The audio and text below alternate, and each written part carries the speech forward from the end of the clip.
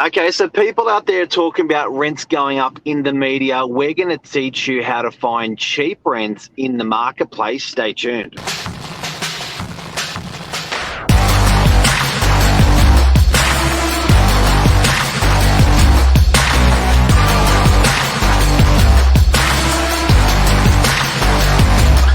I'm the ringleader, so listen up. Ringleader. So listen up. Nat, how are Ma, you? What's I'm happening? so good. I'm Nat, sunny day today. Well, so far. so Anyway. good. Nat, the bargain hunter, I'm going to call you. Oh gosh. Isn't that a show, The Bargain Hunters? It is. It It's, is the lady who knows how to find value.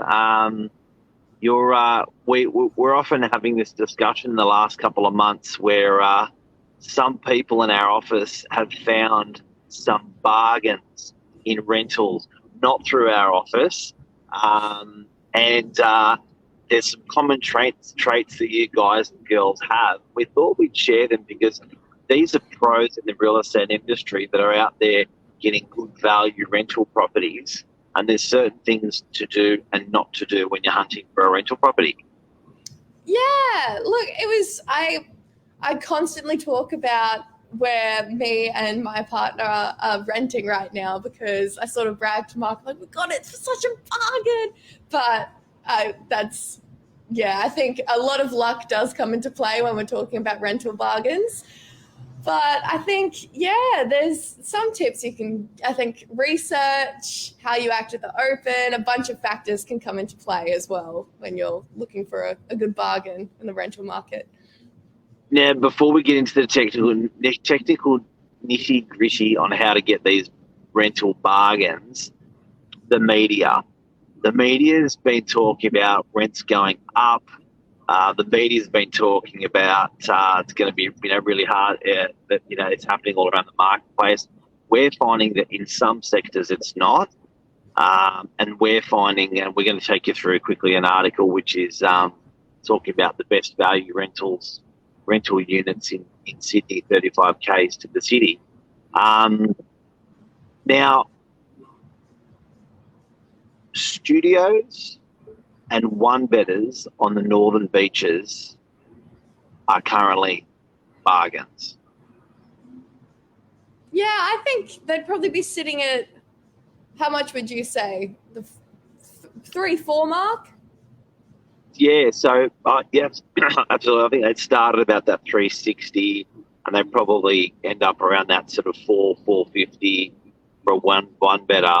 And I think COVID's been played a lot to do with that, where people are working from home a little bit more, and they just want that extra area, so they're happy to invest that extra $100 a week because they're sort of working from home a little bit. So they'll go to the two bedders, entry level two bedders, or they'll go up to from a two bedder to a three bedder on the back of that. Yeah, well, that's like me. I'm currently living in a two-bedder. That's like, as my partner's studying at the moment. So even just having that extra space as a little study, chill out zone, I think it's something that it's a big trend that's coming along. And I think we'll see that a lot in the rental market. We want flexibility with the spaces. And in studios, I think you can get that flexibility. It's just about how you put your furniture, put like dividing curtains up in the room. But get that separation. Now, yeah. The 35K kilometres, can we go through some of those suburbs that you've got there? Yeah. So these guys, and what's interesting, an interesting observation of these suburbs is that a lot of them are train line suburbs. So let's go through them. Yeah, so number one was Roselands, and this is median weekly rent as well for units. This came up at $340, the same as Tempe. Harris Park is $350. That's a median rent. Median weekly rent. So I'd have to check and make sure it's not studios or anything, but from what I'm seeing, this is a median unit rent. It's not like a studio with a toilet in the middle of the kitchen or anything like that. Cheap. Yeah, like West Ryde, Croydon Park, Glenfield. These are all under $400, all of these. North Parramatta, Seven Hills, Penshurst. There's a long list. It's on realestate.com if anyone's eager to read about it. But I think what the news is saying about rents increasing, I think as someone who did study media, I know there's a lot of fear that gets people to read news articles. So I know that that's a big factor. But I think it's just about doing your research. Some places, yes, the rent may be increasing, but you got to look for those little nooks that aren't. And even in the suburbs where rents could be seeing an increase over time, you might be able to find a steal or something that's trying to get off the market quickly. Yeah, right. I'm shocked about those rents. If you want to save some money, work hard and save some money, they're the suburbs to go to. And again, I want to emphasise that when the government introduced density, they found it much cheaper when they didn't have to improve infrastructure. And they found it much cheaper when they didn't have to build more hospitals, more roads, more schools. So going into train-lined suburbs and allowing height around train stations gave that density that they needed without having to put in expensive infrastructure. Didn't choke our city. But what it also brought, which was the end game, was affordability. And that's just a testament of those rents there. That's true affordability for Australians to get into a unit at a median of 360 a week. That's incredible. It's crazy. I think, it's pretty wild to look at those numbers, but it's very exciting at the same time. If you're a couple, a couple or two couples paying 350 a week, because I'm sure that even happens where with immigrants often they'll put two people in one bedroom and two people in another room. That's pretty low rent. Yeah, well, that's another thing. Like, getting back, like, if we're talking about rental bargains, I think that's one thing we have to remember. Like, there are ways to split the costs. Like, if you're looking for, like, say I was moving out and looking for a 1-bedroom apartment that was going to cost me like $450 a week, compare that to maybe a 2-bedroom or 3-bedroom share house. I could split the cost between 3 people and it could end up being a smaller amount. I think there's just a lot of flexibility when it comes to rentals. It's exciting. Yeah, we're getting under the $100 mark per person if you really want to save your money. Now, let's talk about being at the bargain hunter and stealing rental properties. What are the secrets? You're an expert. What are the secrets to stealing a really good rental? What's your first one? Oh, I think the big thing, and I know I'll keep harping on about this, but I think research is so, so important. So when I was looking for a rental property, it wasn't just a thing of like, oh, that one's the cheapest one right now, I'm definitely going to go to that one. I think you got to go to multiple opens if you can and really see, like, I think you got to really balance budget and what you want in a rental property. I think it's a nice balancing act between, are you willing to pay an extra $50 a week because there's a washing machine in the property, but then next door there's like a laundromat in the other property that was cheaper. Like, it's finding little things like that, judging whether you're willing to pay that for extra facilities, I guess.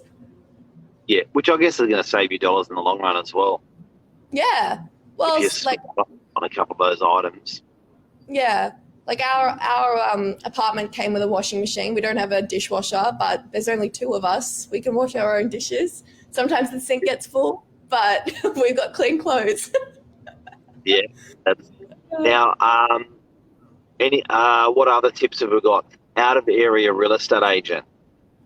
Yeah, so if this is sort of relating to what happened to me, and Mark knows that, but I think this goes back to doing your research, but a lot of out-of-area real estate agents, they may not fully comprehend the value of a rental property. So if, for example, I don't know, we were leasing a place in the Central Coast and we weren't aware of the rental prices there, we might put it at slightly cheaper than the rest of the rental market there. So I think it's worth even look at realestate.com and Domain and the major sites, but then also have a look at the property web, the actual real estate agent websites, because sometimes they'll have it there. Like at Novak, we do our pre-market for sales, but sometimes they could do that for rentals. So you want to try and find these little like precious little like, gold nuggets before they go out into the big market.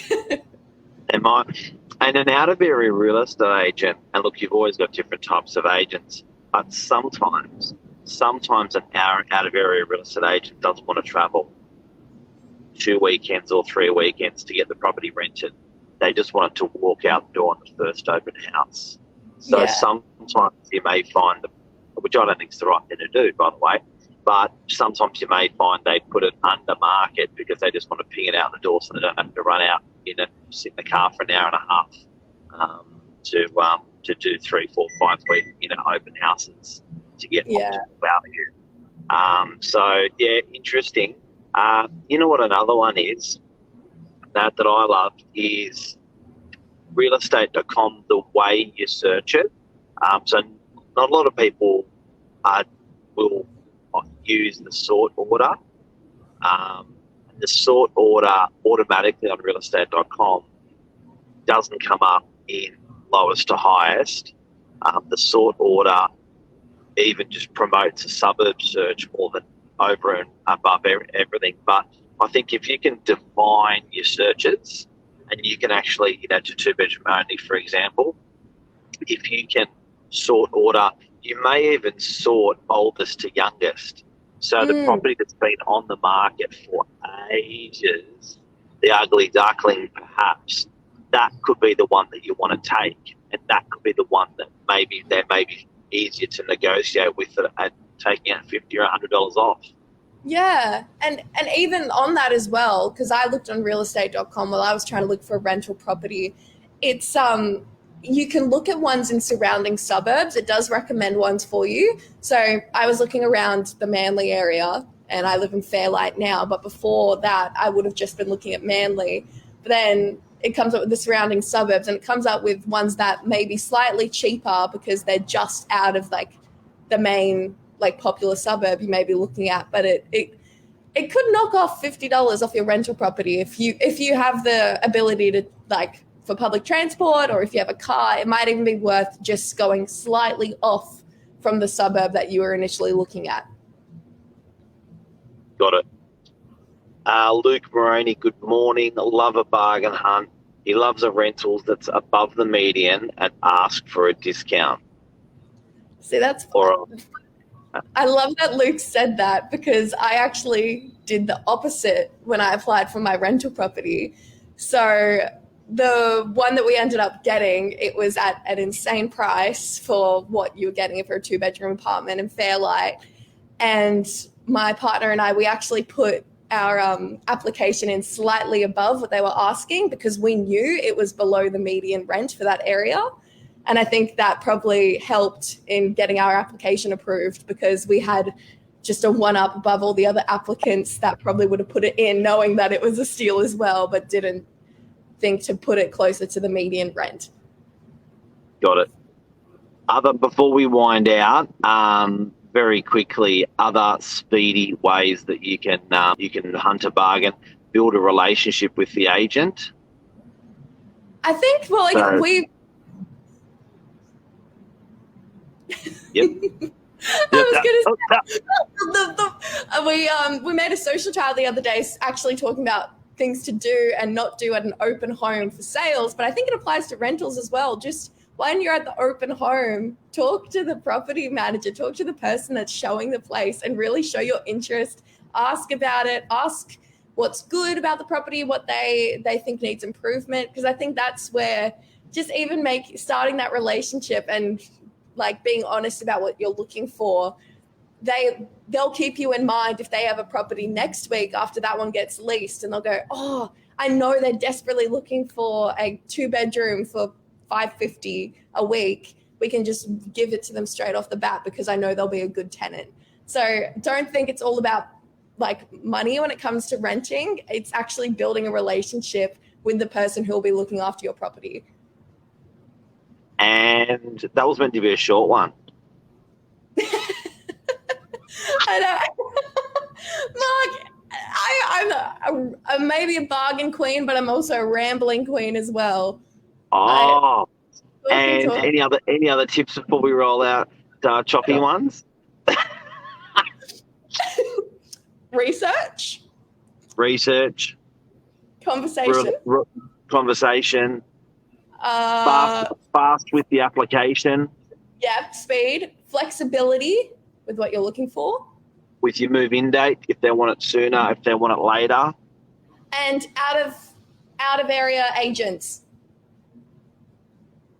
Out of area, that's probably my Yeah. top of the crop on that one. I think that's huge because often I even see stuff that sells, and I go, okay, out of area. But rentals, yep, definitely out of area. That'll help you get a lower rent sometimes. Yeah. Anything else? No, I think that's pretty much it. You have to stop me because otherwise I'll go on about.